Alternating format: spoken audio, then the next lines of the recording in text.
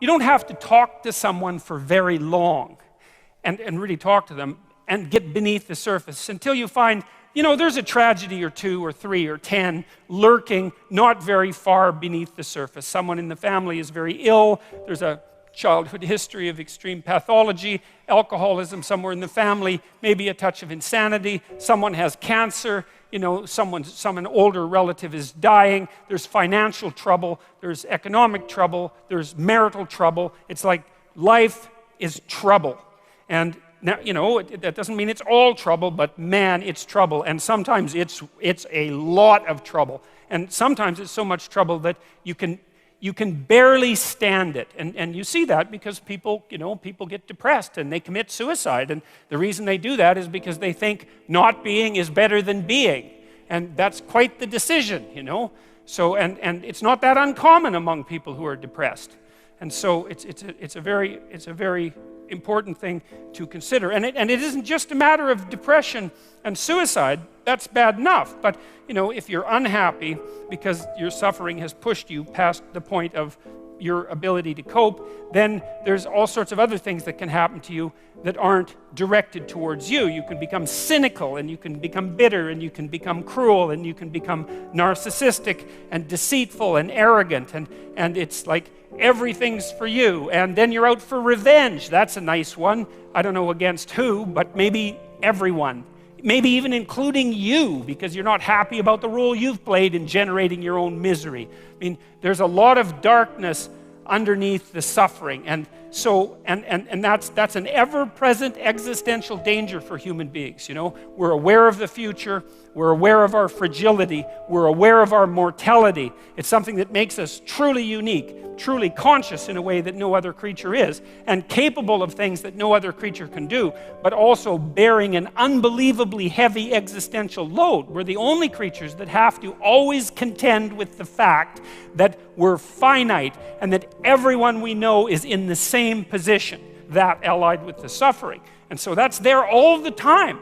And even in the brightest moments, in some sense, in Renaissance paintings, in still lifes, they used to put a memento mori often in the still life, like a skull somewhere in the corner, or sometimes in a very strange perspective, so that you could only see the skull if you were standing like right beside the painting instead of dead on. But the idea was to always remember, that everything that exists is tainted or touched with the taint of mortality. And that's rough, but there's some useful things in it. It keeps you awake, and it keeps you focused if you're careful. But it also does indicate to you, if you think about it, the necessity of having a meaning in your life. Because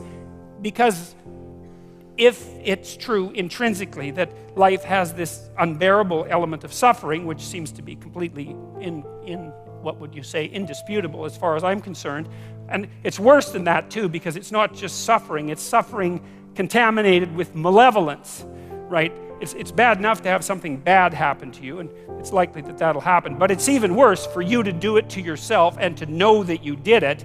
That's rough.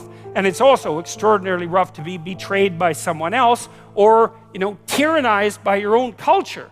And that's not just suffering, that's like unnecessary and pointless suffering that's being directed at you by something that wants that to happen.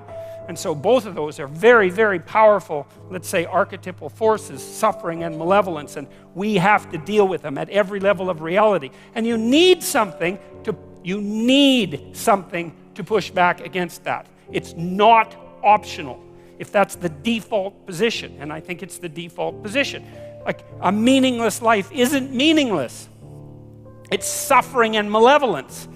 That's not good. And if that's acted out, that's the other thing. If that's acted out, and I've read the accounts and the actions of people who've taken a very vicious turn into the darkest parts of the underworld, consequence of their resentment and their malevolence, and then their desire to make everything in the world suffer for the outrage of its existence, man. I mean, that's how we turn things into hell.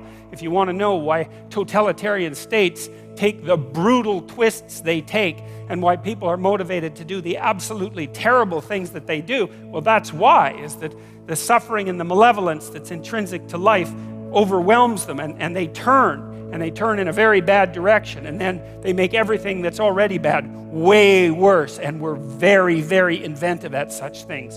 And so that's not good, unless that's the path you want. That's a bad idea. You need an alternative, and that's meaning.